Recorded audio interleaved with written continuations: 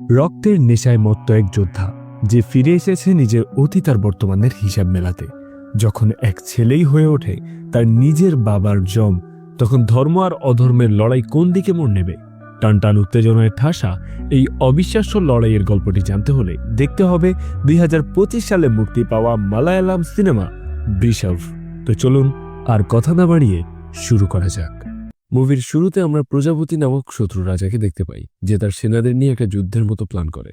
রাজ্য নিয়ে 2 দিন পর মহাশিব মূর্তি ত্রিনেত্রা যাবে রথে করে, আর সেটাকেই রাজা প্রজাপতি নিজের দখলে নিতে চায়। কিন্তু তার সেনারা বলে, যখন রথ যাবে তখন তার পাশে তো কড়াগার থাকবে, সেটাকে প্রতিহত করে মূর্তি নেওয়া কঠিন হবে। রাজা প্রজাপতি খেপে গিয়ে বলে, আমার কাছে পরাজয় বলে কথা নাই, ওইসব গার্ড সেনারা আমার হাতেই মরবে, আমি ত্রিনেত্রাকে নিজেই দখল করব। এরপর 2 দিন পর সন্ধ্যার দিকে ত্রিনেত্রার রথ রাজ্য দিয়ে যাচ্ছিল। লোকের লোকারণ্য ছিল পথ, আগুনের মশাল, মানুষের নৃত্য, গান, এসব দিয়েই রথ এগিয়ে যাচ্ছিল। আর এর মধ্যেই রাজা প্রজাপতি আর তার সেনারা কালো চাদরে মুখ ঢেকে যোগ দেয়। এরপর রাজা প্রজাপতি ধীরে ধীরে প্রধান রথের দিকে এগিয়ে যায়। সুযোগ বুঝে সে একদম সামনে গিয়ে কালো চাদর সরিয়ে ফেলে।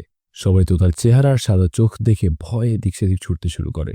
এক এক করে প্রজাপতির সেনারাও চাদর সরিয়ে বেরিয়ে আসে এবং লড়াই শুরু করে। প্রধান সেনাপতিরা লড়াই করতে থাকে। এখানে একজন মহিলা যোদ্ধাকেও দেখা যায়। তার আক্রমণ কৌশলে শত্রুদের একের পর এক পরাস্ত হতে হচ্ছিল, কিন্তু সে পেরে উঠছিল না। তখনই সে ডাক দেয় রাজা বিজয়েন্দ্র বৃষভকে। ঘোড়ায় চড়ে তরবারি নিয়ে সে এগিয়ে আসে যুদ্ধের ময়দানে। এরপর শুরু হয় তার দক্ষ কৌশল, আর নারী যোদ্ধার টেকনিক কাজে লাগিয়ে শত্রুদের তারা প্রায় পরাস্ত করে ফেলে। বিজয়েন্দ্র আর প্রজাপতির মধ্যে শেষে তুমুল লড়াই হয়, আর একসময় প্রজাপতি হার মানার পথে চলে যায়। এবার সেই নারী যোদ্ধা ছিলেন রানী ত্রিলোচনা। এবার সে বলে, মহারাজ, এই শত্রুর রক্ত দিয়ে মহাদেব মহেশ্বরকে পুজো দিতে হবে। ত্রিনেত্রা দেব এভাবেই সন্তুষ্ট হবেন আর আমাদের শত্রুদের থেকে রক্ষা করবেন। এইটা শুনে প্রজাপতি ঘোড়ায় চড়ে পালাতে থাকে, আর রাজার বিজয়েন্দ্র ও তার সেনাপতিরা তার পেছনে তাকে মারার জন্য ছুটতে শুরু করে। তারা ছুটতে ছুটতে জঙ্গলের দিকে চলে যায়। একসময় বিজয়েন্দ্র তার ধনুক বের করে একসাথে 3টা তীর তাক করে আর ছুঁড়ে মারে প্রজাপতির দিকে। 2টা তীর লাগে প্রজাপতিকে। তৃতীয় তীর পাশে থাকায় তার মায়ের কোলে ছেলের গলায় বিদ্ধ করে, আর সে সেখানেই লুটিয়ে পড়ে। ছেলেকে বুকে নিয়ে মা সেখানে বসে বুক ফাটা হাজারি আর কান্না করতে থাকে। রাজা বিজয়েন্দ্র দ্রুত ঘোড়া থেকে নেমে সেখানে আসে। একটা দুর্ঘটনা বলা যায় এটাকে। রাজা বিজয়েন্দ্র সে মায়ের কাছে গিয়ে জোর হাতে ক্ষমা চায়। রাজার চোখ মুখে নিজের দোষের জন্য ক্ষমার ভাব স্পষ্ট। করুণ ভাবে সে বলে, আমাকে ক্ষমা করুন। রাজার সেনাপতিও সেখানে আসে। সেই মা তার মৃত সন্তান কোলে নিয়ে হাজারি করতে থাকে। এক পর্যায়ে সে বলে, তুমি আমার সন্তানকে হত্যা করেছ। আমার সন্তানের মৃত্যুর সময় হয়নি, তাও সে তোমার কারণে মারা গেছে। তুমিও পুত্র শোক পাবে, তোমার চোখের সামনে তোমার ছেলে মারা যাবে। তুমি তোমার সন্তানের মৃত্যুর জন্য আমার মতোই হাজারি করবে। আমি এই সন্তান হারা মা তোমায় অভিশাপ দিলাম। রাজা বলে, একটা দুর্ঘটনার জন্য এত বড় অভিশাপ? মা বলে, তোমার কাছে দুর্ঘটনা হতে পারে, কিন্তু আমার কাছে এটা আমার জীবনের সব থেকে বড় দুর্ঘটনা, তাই আমি তোমায় অভিশাপ দিচ্ছি। তখন আকাশে বিদ্যুৎ চমকাতে থাকে, যেন মায়েরা হাজারিতে প্রকৃতিও কেঁপে ওঠে। তখনই রাজপ্রাসাদে দেখা যায় রানী প্রসব বেদনায় কাতরাচ্ছে, আর কিছুক্ষণ পরে সেই সন্তান জন্ম দেয়। দাসী জানায় রানী একটি পুত্র সন্তান জন্ম দিয়েছে। রাজা বিজয়েন্দ্র সন্তানকে দেখতে প্রাসাদে যাচ্ছিলেন, তখন রাজপুরোহিত মহাগুরু তার পথ আটকায়।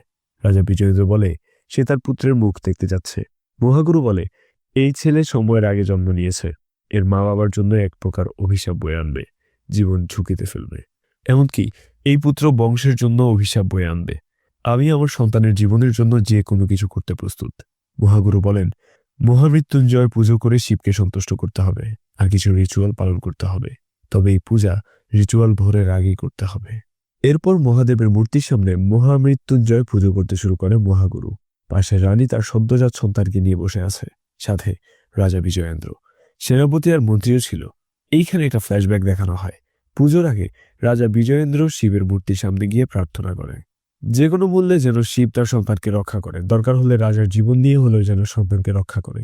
এরপর আমরা পূজার দৃশ্য দেখি, যেখানে স্বামীর উদাসীনতা দেখে রানী ভাবতে থাকে, রাজা কেন এরকম মনমরা, পুত্রের মুখ দেখেও তিনি কেন সুখী নন।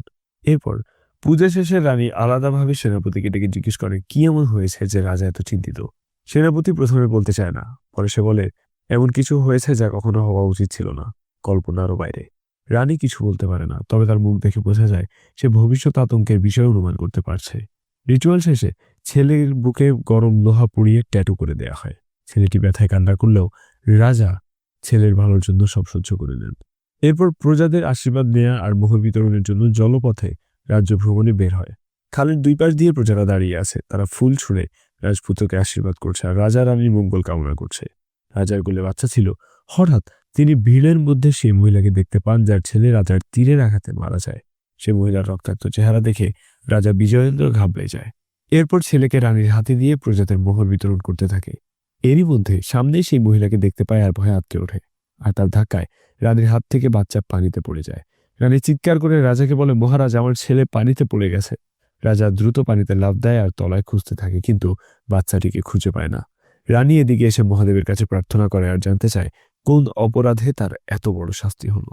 এর থেকে তার নিজের জীবন চলে গেল তো আরো বেশি ভালো ছিল। এরপর ঘটনা চলে আসে 2025 সালে। এইখানে বিজনেস অ্যাওয়ার্ড অনুষ্ঠানে বেস্ট বিজনেসম্যানকে অ্যাওয়ার্ড দেওয়া হবে। উপস্থাপিকা অ্যাওয়ার্ড তুলে দেওয়ার জন্য গেস্টকে ডাকার আগে কিছু কথা বলে দিচ্ছিল। তখন আমরা একদিন আগের একটা সিন দেখি, যেখানে এইবার যে অ্যাওয়ার্ড পাবে তার শত্রুপক্ষের একজন বেশ বিরক্তি নিয়ে আছে। সে বলে কোথা থেকে সে উড়ে এসে আমাদের উপর রাজত্ব করতে শুরু করে দিল। এবারেও সে অ্যাওয়ার্ড পাবে। আর এভাবে চলতে থাকলে একদিন তার সামনে আমাদেরকে মাথা নত করতে হবে। এভাবে হতে দেয়া যাবে না। আমি তাকে অভিনন্দন জানাতে পারবো না, যাব সান্ত্বনা দিতে। এরপর লোকটা তার গুন্ডাদেরকে বলে ওকে মেরে ফেলো, যেন অ্যাওয়ার্ড দিতে আসতেই না পারে। এইবার অ্যাওয়ার্ডের দিনের সিন দেখানো হয়। গাড়ি করে তার আসছিল আর তখন গুন্ডারা তাকে মারার জন্য প্রস্তুত হয়, কিন্তু গাড়িটা এসে একটা গুন্ডাকে ধাক্কা দেয়। এরপর দেখা যায় গাড়ি থেকে এক হ্যান্ডসাম হট ছেলে বের হয় আর সে এক এক করে গুন্ডাদেরকে স্টাইল করে মারতে থাকে, এক এক করে গুন্ডাদের ধরাশায়ী করতে থাকে। আর এক কথায় দেখার মতো একটা ফাইট সিন। যাই হোক, এইবার অ্যাওয়ার্ড সিন দেখানো হয় যেখানে গেস্টকে ডাকা হয়। গেস্ট ছিলেন এন্টারটেইনমেন্ট এবং মুভি আর্ট জগতের সেলিব্রিটি পার্সন ধর্মেন্দ্র। ধর্মেন্দ্র স্টেজে আসার পরেই এই বছরের সেরা বিজনেসম্যান আদিদেব বর্মাকে স্টেজে ডাকা হয় অ্যাওয়ার্ড নিতে। এবার আমরা দেখতে পারি আমাদের গল্পের প্রধান চরিত্রকে। আদিদেব বর্মা স্টেজে এসে অ্যাওয়ার্ড গ্রহণ করেন আর তার বক্তব্য দিতে মাইক্রোফোন নেয়। সে সবাইকে প্রথমে ধন্যবাদ দেয় আর অ্যাওয়ার্ড টিমকেও ধন্যবাদ দেয় তাকে পুরস্কৃত করার জন্য। এরপর সে তার সাফল্যের গল্প শুরু করে, কিভাবে ছোট একটা গ্রাম ছোট একটা নদীর পাশে বড় হওয়ার দিনগুলো কেটেছিল তা বলে। গ্রামের লোকের মুখে নদীর গ্রাম্য গল্প শুনে বড় হয়েছে সে। সেখান থেকে উঠে এসেছে, এখন এক বড় বিজনেসম্যান হচ্ছে, পুরস্কার পাচ্ছে। এর থেকে বড় ভাগ্য আর কি হতে পারে। আদিদেব বর্মার ভাষণের সময় আমরা সেই গুন্ডা পাঠানো লোকটাকে দেখতে পাই, যাকে অ্যাসিস্ট্যান্ট জানায় যে আদিদেব বর্মার ছেলে তেজা সব প্ল্যান নষ্ট করে দিয়েছে। আর তখনই তেজা তার সামনে এসে বসে। আর এই তেজা হলো সেই হ্যান্ডসাম লোকটা যাকে আমরা আগেই গুন্ডাদের সঙ্গে ফাইট করতে দেখেছি। তো তেজা এখানে এসে বলে, আমার বাবাকে মারার আগে যে আমাকে মারতে হবে এটা ভুলে গেলেন নাকি আঙ্কেল? শত্রুকে মারার আগে শত্রুর অস্ত্র সেনা সম্পর্কে ধারণা রাখতে হয়। আমার বাবা হলো শান্ত, গম্ভীর, আর আমি তার পেছনে আসা ঝড়। তেজা এবার লোকটার হাত শক্ত করে এমনভাবে চাপ দেয় যেন ভেঙে যাবে আর বলে, আপনি কোনটা বেছে নেবেন, বৃষ্টি নাকি ঝড়? লোকটা ব্যথার নিতে না পেরে বলে, বৃষ্টিই ভালো। তেজা বলে, গুড চয়েস। লোকটা পাশে থাকা বিদেশি মেয়েটিকে বলে, এই স্কার কে? মেয়েটা বলে, সিম্বার মামা। লোকটা আবার জিজ্ঞেস করে, সিম্বাটা আবার কে? মেয়েটা উত্তর দেয়, মুফাসার ছেলে। সিম্বা আবার ভাবে মুফাসাকে। মেয়েটা বলে, লায়ন কিং। এইবার আমরা লায়ন কিং এর মতো আদিদেব বর্মাকে হেঁটে আসতে দেখি। এরপর দৃশ্য পরের দিন সকালে দেখানো হয়, যেখানে আদিদেব ব্রেকফাস্ট রেডি করে তার ছেলেকে ডাক দেয়। তেজা তার বাবাকে ব্রেকফাস্ট রেডি করতে বলে, কিন্তু তিনি ছেলের সাথে ছাড়া খাবেন না। পরে তেজা রেডি হয়ে আসতে থাকে আর আদিদেব তাদের কাজের লোক আপনদের সঙ্গে তর্ক করতে থাকে, কারণ সে খাবারই ধরে তাই লবণাক্ত হয়ে যায়। তাই সে যেন তার স্বভাব পরিবর্তন করে, নইলে এরপর তার নাম দেয়া হবে সল্টুন্নি। এরপর তেজা চলে আসে আর আপ্পুকে সান্ত্বনা দিতে থাকে। তারপরে আদিদেব তেজাকে ব্রেকফাস্ট টেবিলে নিয়ে টেবিল ভর্তি খাবার দেখিয়ে বলে, ব্রেকফাস্ট করতে হবে রাজার মতো। তেজা বলে, আজ তুমি রাজার মতো ব্রেকফাস্ট করো, আমার খিদে নেই। তার বাবা বলে, এভাবে করলে হবে?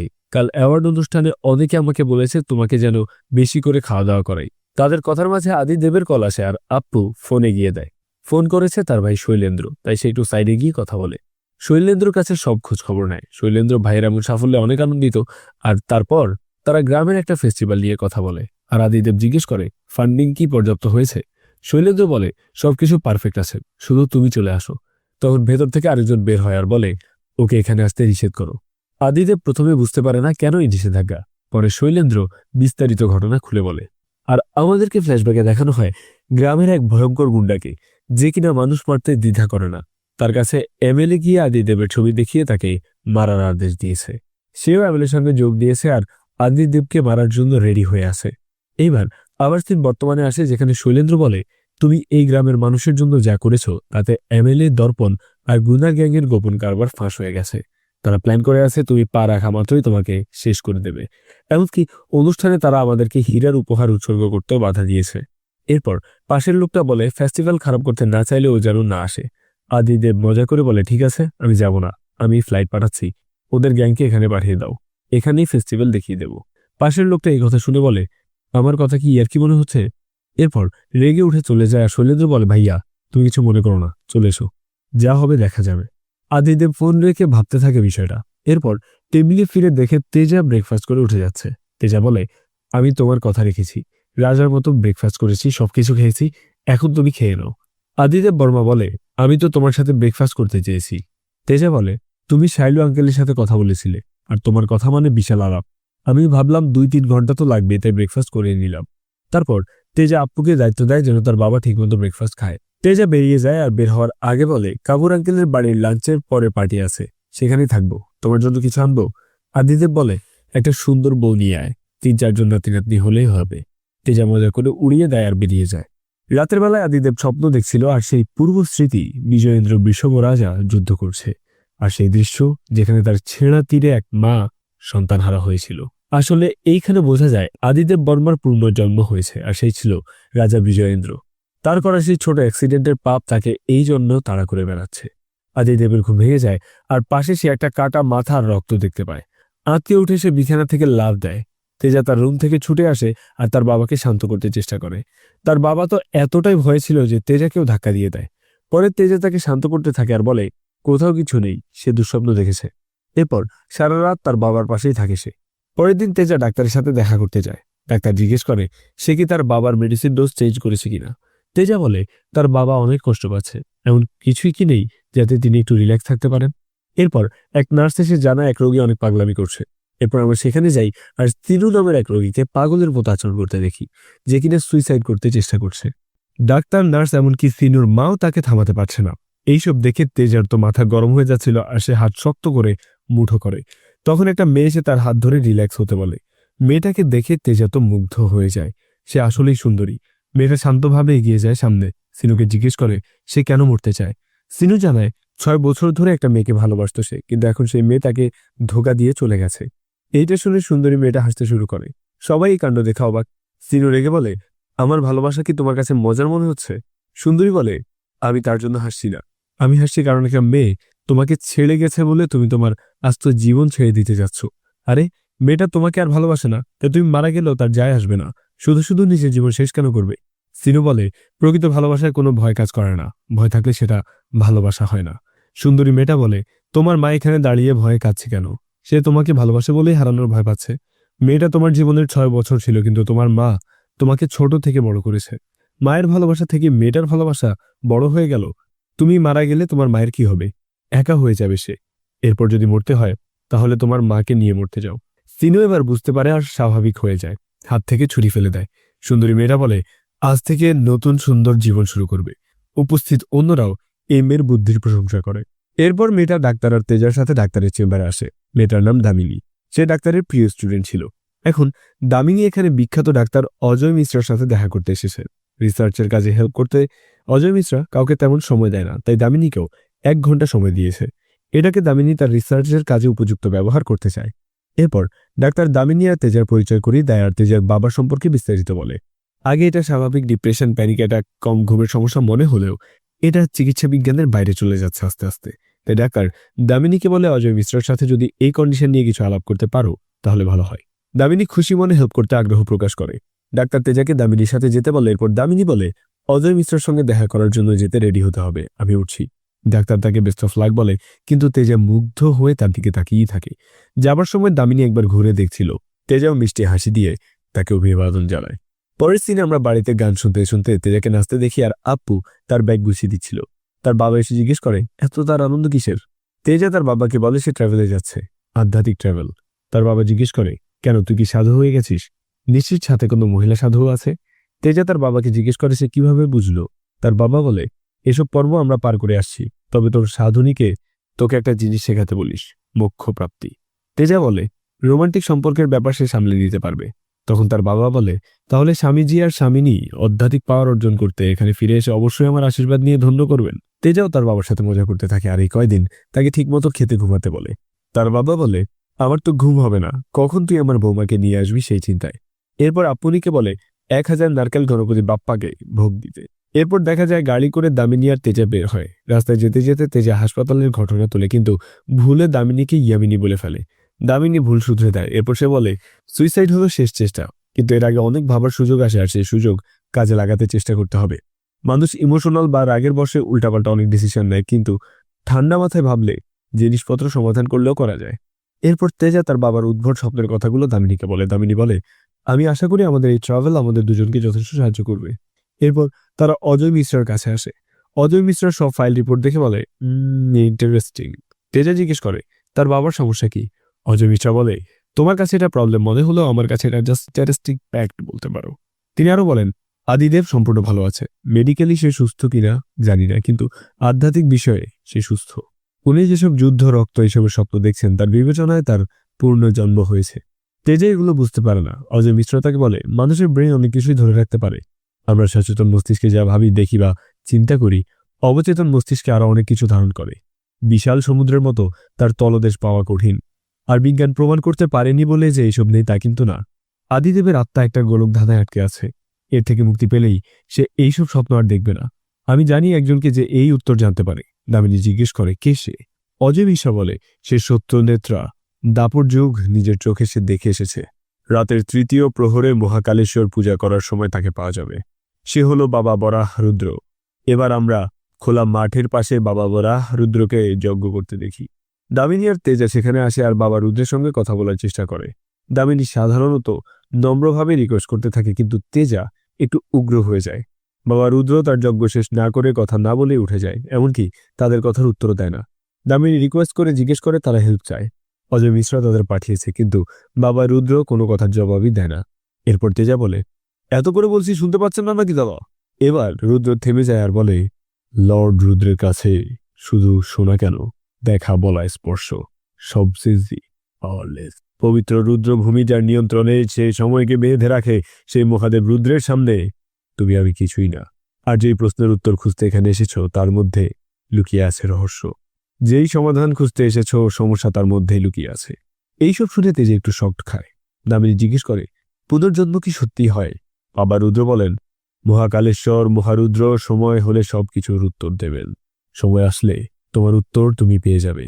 সব ওনার নিয়ন্ত্রণে, ওনার অনুমতি ছাড়া বাতাসের পাতাও নড়ে না। এই বলে রুদ্র চলে যায়। এরপর দামিনী আর তেজা একটা ফায়ার ক্যাম্প জ্বালিয়ে জঙ্গলে বসে ড্রিঙ্কস করছিল। তেজা বলে, এইসব দিয়ে কাজ হবে না, এসব ফিলোসফি। লাশ খাওয়া সাধুদের কাছে আর কি সমাধান থাকবে? দামিনী বলে, আরে এখন রিল্যাক্স থাকো, আমাদের দিকে ফোকাস দাও। ডেস্টিনি আমাদেরকে এক করেছে, হয়তো আমাদের এভাবে সমস্যার সমাধান আর কাজের জন্য এক হবার কথাই ছিল। এটা কি সুন্দর না? তাহলে ওইটার ব্যাপারেও ডেস্টিনি আমাদেরকে পথ দেখাবে, জাস্ট রিল্যাক্স। এরপর দামিনী বলে, বাচ্চাদের মায়েরা বাচ্চাদের কপালে চুমু দেয় কেন জানো? যাতে বাচ্চাদের 3য় নয়ন উন্মুক্ত হয়। এরপর দামিনী তেজার কপালে চুমু দিয়ে রিল্যাক্স করতে থাকে। বাহ! পরের দিন তেজা তার বাবাকে ফোন করে আর তার বাবা মজা করে বলে, তোমার ফোনে আউটগোয়িং কল হয়, এই প্রথম তোর থেকে কল পেলাম। অবাক করা ব্যাপার।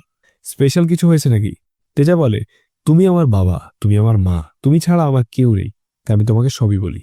এরপর তার বাবা বলে, আরে এত নাটক না করে বল কি হয়েছে।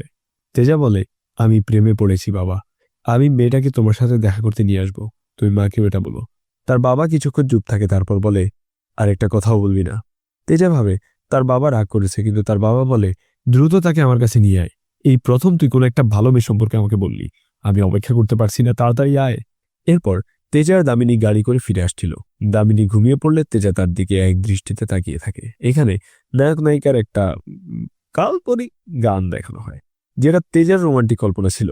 গানের শেষে সিন বর্তমানে আসলে তেজা মনে মনে বলে, তোমার পাশে থাকলে নিজেকে আমার সেফ মনে হয়। এরপর হয়তো তেজা কোনো কারণে ঘুমন্ত দামিনীকে কিছু বলবে, কিন্তু তার আগেই ঘুম ভেঙে যায় দামিনীর। এমন সিচুয়েশনে পড়ে উল্টো পাল্টা ভেবে নেয়। দ্রুত তেজাকে গাড়ি থামাতে বলে আর তেজা বুঝতে চেষ্টা করে, কিন্তু দামিনী গাড়ি থামাতে বলে। এরপর গাড়ি থামালে দামিনী বেরিয়ে যায় আর তার ব্যাগ বের করে নেয়। তেজাকে উল্টো পাল্টা মনে করে অনেক কিছু বলে। দামিনী তাকে ট্রাস্ট করতে শুরু করেছে, কিন্তু এমন আচরণ আশা করেনি। তেজা বলে সে তার বাবার সাথে দামিনীকে দেখা করাতে চায়।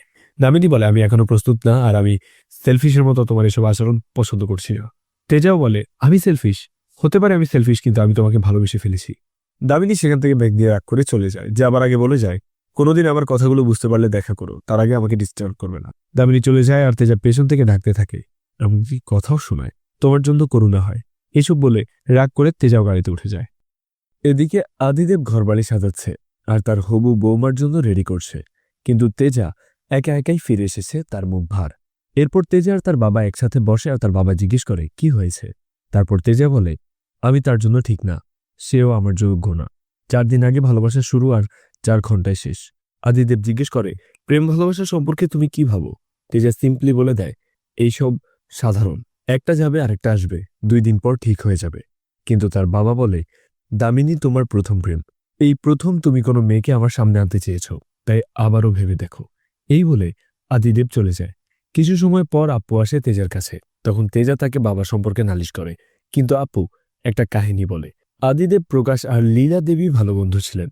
আদিদেব আর লীলা দেবীর প্রেমের সম্পর্ক ছিল, সেটা বিয়ে পর্যন্তই যায়, কিন্তু প্রকাশের বোন যামিনী এটা সহ্য করতে না পেরে সুইসাইড করতে যায়। তাই লীলা দেবী নিজের ভালোবাসা অন্যের হাতে তুলে দেয়।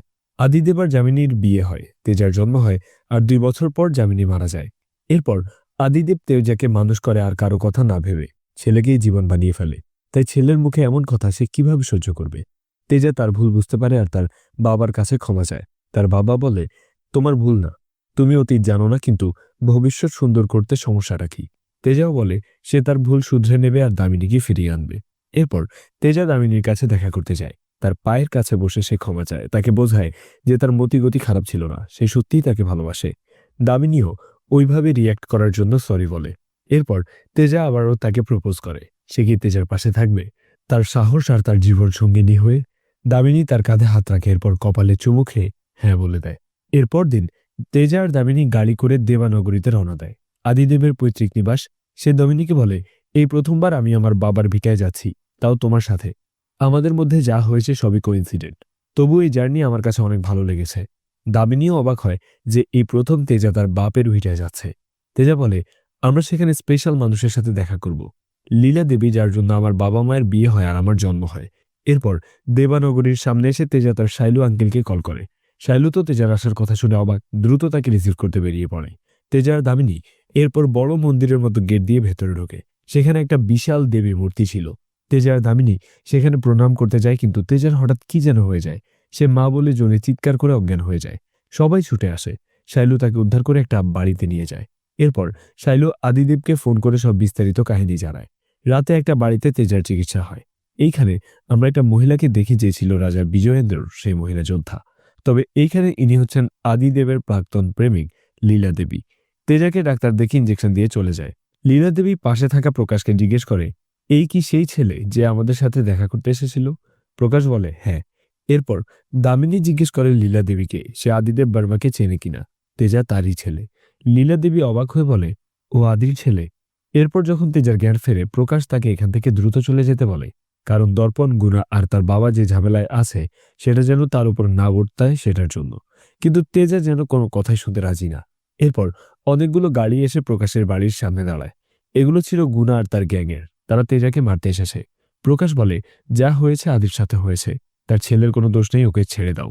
গুণা বলে, ওর বাবা আমার ভাইকে মেরে আত্মহত্যা করেছে, 10 বছর জেল খাটিয়েছে, আজ আমি ওর ছেলেকে মেরে ওকেও একই দুঃখ দিতে চাই। প্রকাশ বলে, মন্দিরের টাকা লুট করার শাস্তি ছিল এটা, এইখানে আদির ছেলের দোষ কি? গুণা তাও তার কথা শুনে না, গুন্ডা লেলিয়ে দেয় আর প্রকাশ ঠেকাতে চেষ্টা করে, কিন্তু পারে না। এরপর গুন্ডা ভেতরে গেলেই মার খেয়ে ফিরে আসে, আর তেজা বেরিয়ে আসে হিরো অ্যাটিটিউড নিয়ে। এরপর এক এক করে গুন্ডাদের পিটাতে থাকে, সবগুলোকে একাই কুপকাত করতে থাকে। দামিনী আটকাতে যায়, কিন্তু প্রকাশ তাকে থামিয়ে সরিয়ে নেয়। এভাবে লড়াই করতে করতে তেজা একবার আহত হয়ে যায়, পেটের কাছে ছুরি লাগে। তেজা দুর্বল হয়ে গেলে গুন্ডারা তাকে মারতে আসে, আর তখনই আদিদেব আসে এবং ফাইট শুরু করে। সে ফাইট করে তার ছেলেকে বাঁচিয়ে নেয়, এমনকি শেষ পর্যন্ত গুনার সাথেও আদিদেব ফাইট করে আর সবাইকে পিটিয়ে সেখান থেকে তাড়ায়। এরপর তেজার পাশে এসে দাঁড়ায় সবাই। দূর থেকে লীলা দেবীও আসছিল। তখন তেজার মধ্যে যেন কি হয়, আর সে নিজের বাবার পেটে ছুরি ঢুকিয়ে দেয়। এবার সে বলে, বিজয়েন্দ্র বৃষভ, তোকে আমি মেরেই ফেলবো। সবাই আদিদেবকে নিয়ে সরে যেতে চেষ্টা করে, আর প্রকাশ তেজাকে ঠেকাতে চায়। তেজা তো এবার যেন একদম ক্ষেপে ওঠে। আদিদেবকে হাসপাতালে নিয়ে চিকিৎসা করা হয়, সে অজ্ঞান ছিল আর তার পাশে ছিল লীলা দেবী। প্রকাশ আর যামিনী। হঠাৎ আদিদেবের জ্ঞান ফিরে আসে, তবে সে স্বপ্নে দেখে তেজা কিভাবে তাকে ছুরি মেরে আক্রমণ করেছিল। জ্ঞান ফিরেই সে তেজাকে দেখার জন্য পাগল হয়ে যায়। লীলা দেবী তাকে শান্ত হতে বলে, কিন্তু সে তেজাকে দেখার জন্য এতই পাগলামি করে, তাই তেজাকে তার কেবিনে আনা হয়। তেজাকে হাতে শিকল দিয়ে আটকে রাখা হয়েছে। আদিদেব জিজ্ঞেস করে তাকে এভাবে কেন রাখা হলো, ছেড়ে দেয়া হোক তাকে। তেজা আবার উদ্ভট আচরণ করে আর লীলা দেবীর দিকে দেখে। তখন ফ্ল্যাশব্যাক হতে থাকে সেই মহিলা যোদ্ধা আর রানীর সন্তান জন্মদানের দৃশ্য। এরপর তেজা আবারও আদিদেবের গলা চেপে ধরে। বৃষভ, আমি তোকে ছাড়ব না, গলা টিপে মেরেই ফেলবো। আর আদিদেব ছেলের জন্মের সিল কল্পনা করে, কত মায়ায় মানুষ করেছে সে এই ছেলেকে। এরপর তেজা তার বুকে লাথি মারে। এইবার ডাক্তাররা তেজাকে ধরে বেঁধে ইঞ্জেকশন দিয়ে দেওয়ার ব্যবস্থা করে আর লীলা দেবী আদিদেবকে ধরে বাইরে আনে। প্রকাশ জিজ্ঞেস করে, তোমার ছেলের কি হলো? আর এই বৃষভ, ত্রিলোচনা এরা কারা? আদিদেব তো রেগে গিয়ে বলে, আমার ছেলে পাগল না। এরপর শান্ত হয়ে বলে, আমি উল্টোপাল্টা স্বপ্ন দেখতাম, এখন আমার ছেলেও আমার মতো দেখছে, জানি না এসব কি হচ্ছে। দামিনী এখানে বলে, তেজার এই অবস্থা তার অতীত জীবনের ইফেক্ট। এক কথায় তেজার পুনর্জন্ম হয়েছে। প্রকাশ বলে, এইসব হয় নাকি? এসব কে বিশ্বাস করতে পারে? দামিনী বলে, বাবা, বরাহ রুদ্র যখন তেজাকে উস্কে কথা বলেছিল, তার মধ্যে এমন পরিবর্তন দেখেছিলাম। আর এসবের উত্তর একমাত্র ওই বাবা রুদ্রই দিতে পারবে। আদিদেব বলে, আমি বাবা বরাহ রুদ্রের সঙ্গে দেখা করব। প্রকাশ এসবের পক্ষে না, সায়েন্সের যুগে এইসব বানা বোকামি বলেই সে মনে করে। আদিদেব বলে, আমাদের সব পসিবিলিটি দেখা দরকার, যে সায়েন্স হোক আর আধ্যাত্মিক। তুমি জানো না কোথায় তোমার সমাধান মিলবে। এরপর তেজাকে বাড়িতে এনে রাখা হয় ঘুমের ইঞ্জেকশন দিয়ে। আদিদেব, যামিনী আর লীলা দেবী সিদ্ধান্ত নেয় বাবা রুদ্রের সঙ্গে দেখা করবে, তাই তারা গাড়ি নিয়ে বেরিয়ে পড়ে। ডাক্তার আর প্রকাশকে দায়িত্ব দেওয়া হয় তেজার খেয়াল রাখার। তারা তাড়াতাড়ি ফিরে আসবে বলে যায়। এরপর গাড়িতে তারা বিশাল পথ পাড়ি দিচ্ছিল। আদিদেব ছোট থেকে ছেলের সাথে কাটানো স্মৃতি মনে করে। আদিদেবের এমন অসহায় চেহারা দেখে লীলা দেবী আর দামিনীও অসহায় বোধ করে। এরপর তারা পৌঁছে যায় বাবা রুদ্রের কাছে, যিনি যজ্ঞ শুরু করেন। এরপর বলেন, হয়তো আমার কথা বিশ্বাস হবে না, কিন্তু সেটা বলবো যেটা আসলেই সত্যই বলবো। আজ আমি তোমাদের সত্য দেখাবো। এরপর সবাই ধ্যানের জগতে চলে যায়। ঘটনা চলে যায় অতীতের সেই রাজার যুগে, যেখানে তেজার নাম ছিল হায়াগ্রীবান। এইখানে আমরা তাকে দেবী মূর্তির সামনে গ্রামে আসা শত্রুদের মেরে দেবীর মূর্তির সাথে বলি দিতে দেখি। এরপর সব শত্রু বিনাশ করার পর আমরা গ্রামের মানুষের একটা আলোচনা দেখি, যেখানে তারা গ্রামের প্রধান অর্থাৎ হায়াগ্রীবানের কাছে তাদের দুঃখ, রোগ, শোক নিয়ে অভিযোগ করতে থাকে। এভাবে চলতে থাকলে তাদের জীবন চালানো কঠিন হবে। তখন এক ট্রাভেলার এসে উপদেশ দেয়, ত্রিলাঙ্গা রাজ্যে কোনো দুঃখ নেই, খিদে নেই, কষ্ট নেই। সেখানে মহাকালেশ্বর মূর্তির অংশ নিয়ে এসে গ্রামে রেখে 7 দিন পুজো করলে সব সুখ ফিরে আসবে। কিন্তু গ্রাম প্রধান বলে, আমি কি রাজার কাছে গিয়ে মাথা নত করব? অসম্ভব। ট্রাভেলার তাকে বোঝালেও সে মানতে নারাজ। এরপর হায়াগ্রীবান ঘরে এসে মায়ের সাথে আলাপ করতে থাকে, কেন তার বাবা মেনে নিল না। একটা আশার আলো তো ছিল। তার মা বলেন, বাবা যা করেছে ভালোর জন্যই করেছে, তার কথায় তোমার নাক গলাতে হবে না। কিন্তু হায়াগ্রীবান স্থির থাকে না। রাতের বেলায় সে ট্রাভেলারের কাছে যায়, তাকে জিজ্ঞেস করে, সে স্ফটিক শিবমূর্তি কি সত্যি পাওয়ারফুল? আমি সেখানে গিয়ে তা নিয়ে আসতে চাই। ট্রাভেলার বলে, এত সহজ না, আর তোমার বাবাও রাজি হবে না। কিন্তু হায়াগ্রীবান বলে, সে গ্রামের মানুষের উপকার করতে চায়। এরপর ট্রাভেলার তাকে নিয়ে ত্রিলিঙ্গা রাজ্যে যায় আর রাজ্যের মধ্যে ঢুকে বিভিন্ন কিছুর বর্ণনা দিতে থাকে। হায়াগ্রীবান বলে, আমি একবার এই মূর্তি আমার গ্রামে নিয়ে পুজো করতে চাই। ট্রাভেলার তাকে বলে, আমি তোমাকে এখান পর্যন্ত এনেছি, এখন বাকিটা তুমি জানো, কিন্তু তার মানে তুমি চুরি করবে এমন ভেবো না। এরপর সেই ট্রাভেলার বাজারের লোভনীয় খাবার দেখে আর লোভ সামলাতে না পেরে একটা দুইটা খেয়ে নেয়। আর তখনই দোকানদার এসে টাকা চায়, কিন্তু ট্রাভেলার দিতে পারে না। তখন দোকানদার বলে, চুরির শাস্তি জানো, এরা কিন্তু তোমার হাত কেটে রাখবে। ট্রাভেলার আস্তে আস্তে হায়াগ্রীবানকে বলে, ভাই ভেবে দেখো, শিব মূর্তি চুরি করলে তাহলে কি করবে?